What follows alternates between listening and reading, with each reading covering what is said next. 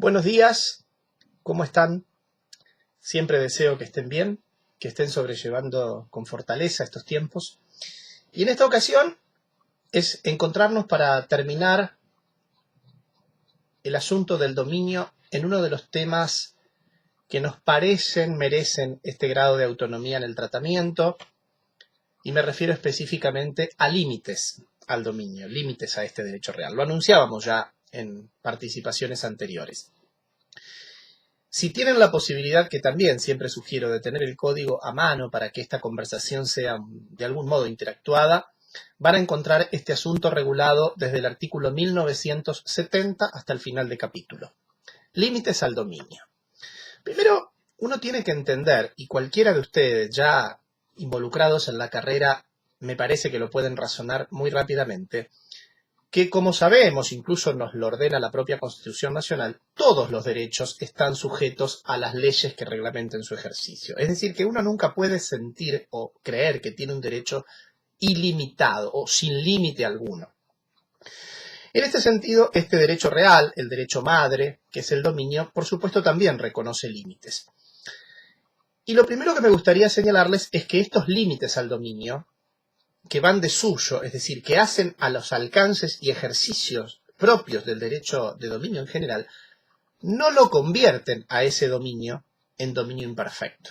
Recordarán que nosotros establecimos en una aparición anterior que el dominio por regla es perfecto y así se lo debe presumir, pero que puede también ser imperfecto cuando se encuentran alterados algunos de sus caracteres naturales, absolutez o perpetuidad, o ambos. Este no es el caso. Todo dominio debe respetar los límites legalmente aceptables, y eso no lo hace imperfecto. ¿Estamos de acuerdo? Esta es la primera cuestión. Lo segundo que vamos a establecer, y que lo dice claramente el artículo 1971, es que el derecho imponga estos límites al dominio no le otorgan al titular de dominio derecho a ser indemnizado por esa limitación. ¿Comprenden lo que digo? Es decir, el límite al dominio no es indemnizable. ¿Por qué no? Porque se entiende que ese límite es natural al ejercicio del derecho que reconocemos conveniente, pacífico, en el seno de una comunidad. Por ejemplo, un límite al dominio dispuesto por una norma administrativa muy conocida por todos, al menos en la ciudad de Rosario, es, bueno, los minimarkets no pueden vender bebidas alcohólicas después de las 11 de la noche. Claro que es un límite al dominio, porque el dueño del comercio, el dueño del negocio, diría yo, tengo el uso, el goce y la disposición de mi negocio, ¿cómo no puedo disponer de mi mercadería?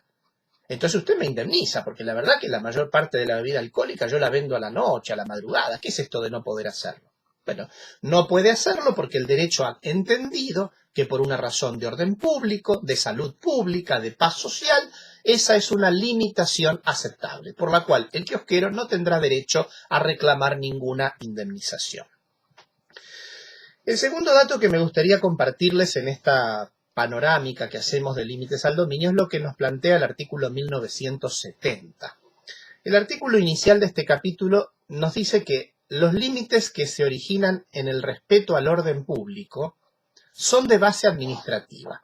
Acá de nuevo hay un reconocimiento del Código Civil y Comercial a la preeminencia de las leyes de derecho público, ¿no? Las normas de carácter administrativo. Y es lógico que así sea. Yo recién les mencionaba alguna, una normativa municipal que dice no se puede vender alcohol después de tal hora, u otra de materia urbanística, en tal zona de la ciudad no se puede construir más de tal altura. Está claro que son normas de derecho administrativo que establecen límites al derecho de dominio.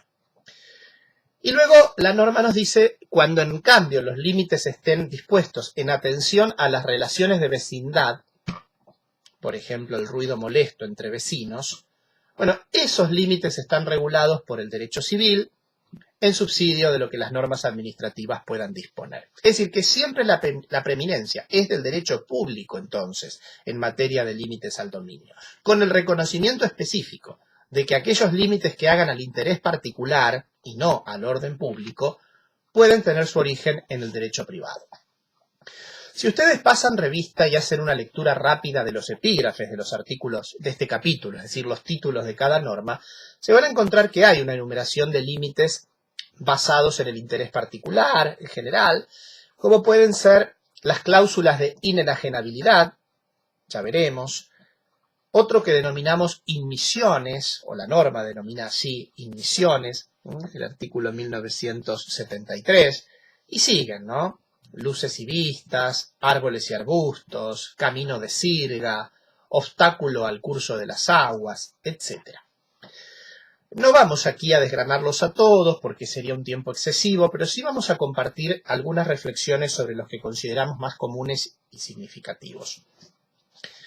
No pierdan de vista esto. Si son límites al dominio significa que el titular de ese derecho real sobre esa cosa, es decir, el sujeto activo dueño, aun cuando le reconozcamos, como lo hicimos en el análisis del concepto de este derecho, que él tiene el uso, el goce y la disposición material y jurídica de la cosa, lo podrá hacer a esto, es decir, podrá ejercer sus derechos dentro del marco de lo que estas limitaciones disponen. El artículo que define cláusulas de inenajenabilidad. La palabra inenajenabilidad, ¿verdad? Y el prefijo in, negación. ¿Qué significa? Está aludiendo a si en un acto jurídico, por ejemplo, en una compraventa, pueden acordar comprador y vendedor, o el vendedor puede imponer como cláusula, que el comprador no va a enajenar eso que ha comprado. Supongamos que yo le vendo a usted una casa. Por tanto, usted se convierte en titular del derecho real de dominio sobre esa casa. Ahí está el título suficiente, el contrato de compraventa, con la forma adecuada, la escritura. Respetamos el modo, atento que es un acto derivado y bilateral, es decir, le hago tradición de la cosa. Usted se convierte en dueño de la casa. Supongamos que en ese título, es decir, ese contrato de compraventa, hay una cláusula que dice: el vendedor establece la prohibición de enajenar esa vivienda. Es decir, que yo le estoy diciendo a usted que como dueño ahora de la cosa, usted no la va a poder vender. O le digo prohibición de hipotecar. Es decir, le prohíbo constituir un derecho real sobre la cosa que usted ha adquirido. Se da cuenta que si esto fuese válido, yo le estoy limitando a usted. Es decir, usted como dueño se ve limitado en aquella parte que dice el dueño tiene derechos de disposición sobre la cosa de la que es titular. Bueno, ¿será válida esta cláusula? Ahí la norma en análisis del capítulo distingue. Depende si esa cláusula o esa disposición, es decir, si esa limitación es dispuesta en un acto a título oneroso o a título gratuito. Es decir, que en el ejemplo que estábamos dando, el acto es oneroso, compra-venta. Entonces la norma dice, en un acto a título oneroso, la cláusula de prohibición de enajenar a persona alguna es nula. ¿Qué significa esto? Lo que yo acabo de dar como ejemplo. Si yo dijese en el contrato, el vendedor establece la prohibición de enajenar. Dice, eso es nulo, no es un límite aceptable. ¿Por qué? Y porque yo estaría virtualmente sacando la cosa del comercio, le estaría a usted atando de pies y manos, lo estaría impidiendo de disponer de cualquier manera. Ahora, el propio artículo dice, sin embargo, si la cláusula de prohibición de enajenar esa persona determinada, es decir, yo le establezco a usted que no podrá venderle la casa o no la podrá hipotecar a favor de determinadas personas, esa cláusula se entiende lícita.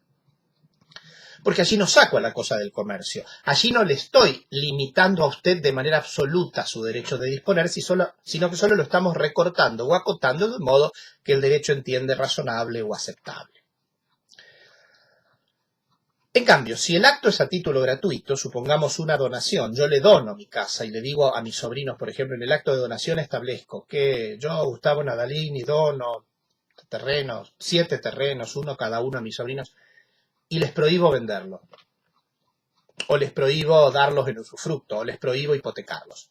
Como el acto es gratuito y ellos no han hecho nada como contraprestación jurídica para merecerlo, allí el derecho entiende que esa cláusula es válida, sea que yo lo prohíba a vender a persona cualquiera o a persona determinada.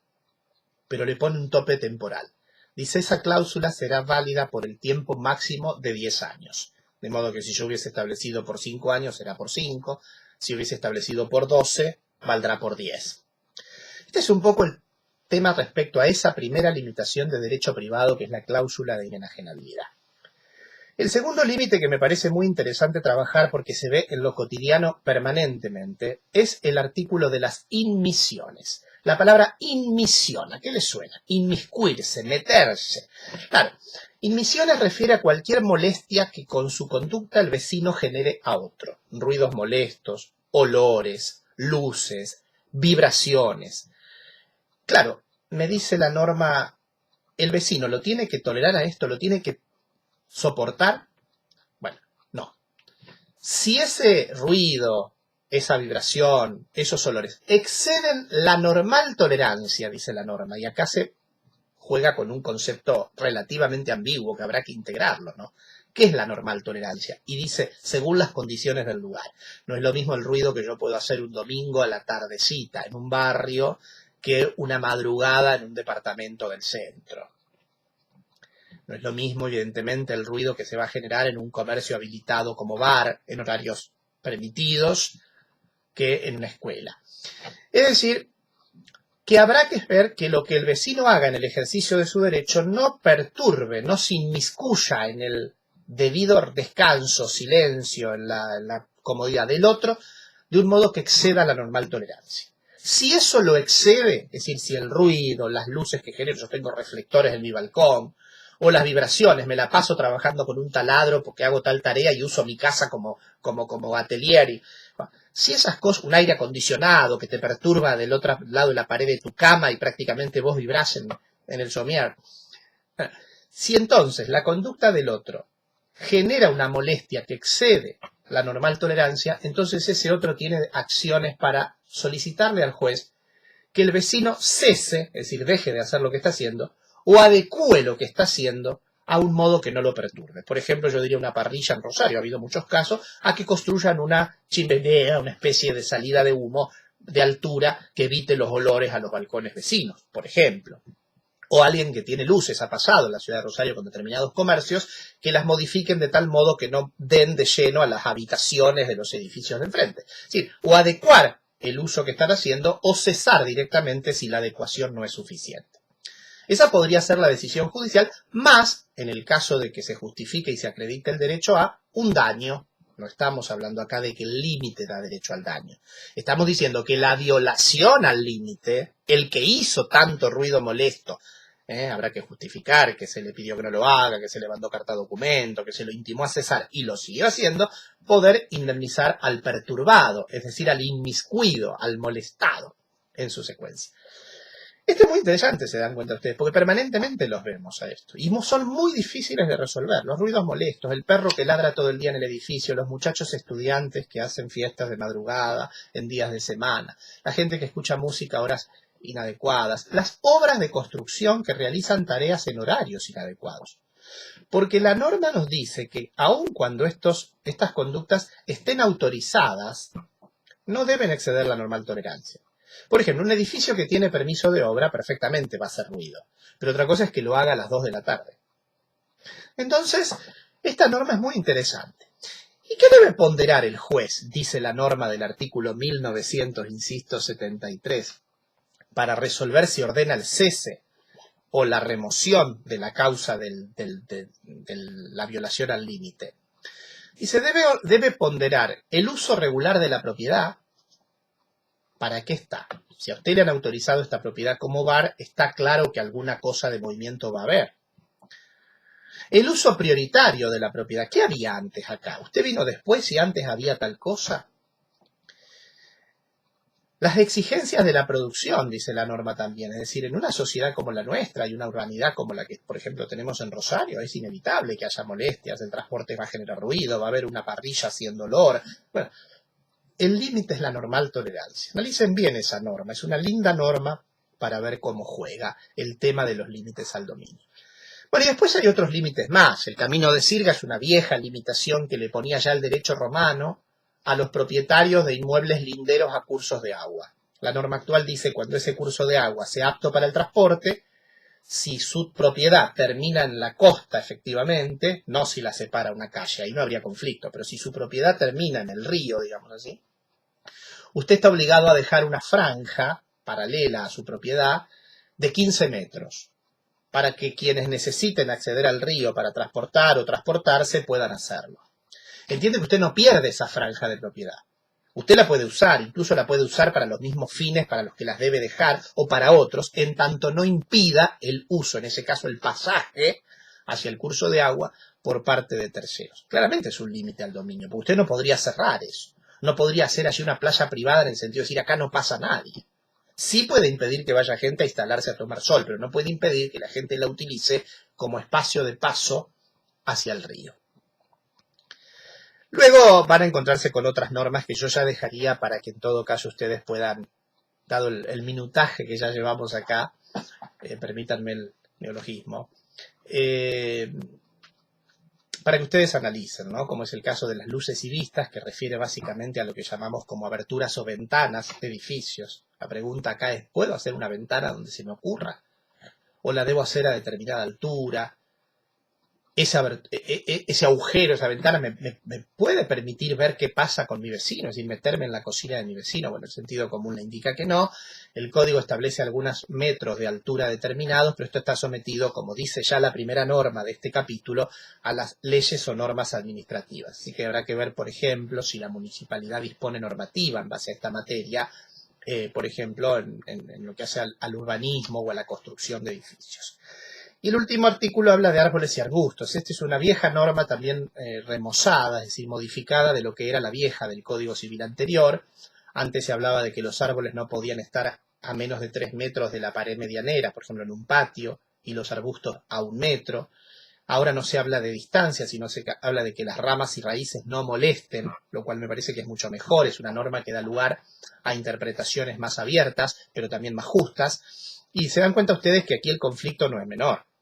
Cualquiera de ustedes que tenga un patio, un parque o no parque, o una casa de fin de semana, o una casa de residencia habitual en Baigorria, Roldán, Funes, Pérez, Rosario mismo, sabrá que muchas veces las raíces de un árbol vecino levantan su piso, generan humedad, las ramas ingresan a su predio en el espacio aéreo, las hojas caen, hay sombra permanente, usted no puede aprovechar su patio solar, en fin, pueden pasar muchísimas cosas. Entonces el tema es qué hacer con esto, asumiendo que los árboles son especies que hay que tratar de proteger o de mantener, pero sin embargo que esto no puede significar una violación a la vida del otro.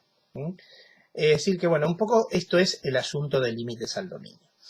Me gustaría que ya ustedes puedan ir haciendo un seguimiento de todo esto, seguro lo están haciendo, lecturas de la bibliografía, de la doctrina. Vamos a seguir trabajando con alguna actividad práctica, como hemos hecho con la teoría general, y ya en algún momento nos encontraremos en alguna videoconferencia para poder estar casi en vivo, interactuando en alguno de los temas próximos.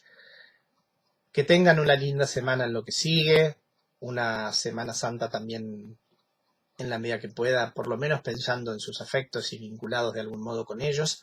Y tenemos que seguir con Condominio en el próximo encuentro, así que el que tenga ganas y tiempo puede ir avanzando también en esa lectura. Buenos días.